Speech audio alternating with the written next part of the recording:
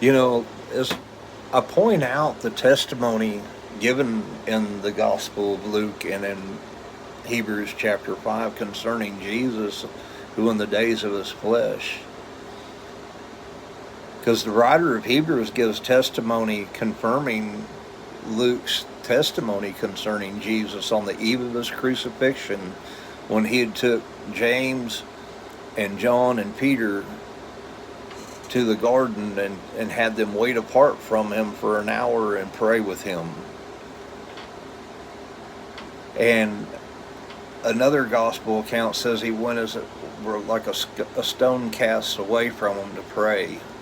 And he prayed the same prayer 3 times, it is said. That, Father, if it be possible, let this cup pass from me. Nevertheless, not as I will, but let your will be done. And Luke says he sweated, as it were, great droplets of blood. The writer of Hebrews said that though he were a son, yet learned he obedience by the things that he suffered. Who he said in the days of his flesh, when he had offered up prayers with strong cryings with tears unto him that was able to save him from death, and was heard in that he feared. That though he were a son, yet learned he obedience by the things which he suffered, and having been made perfect, talking about after resurrection, he became the initiator of eternal salvation to as many as obey him.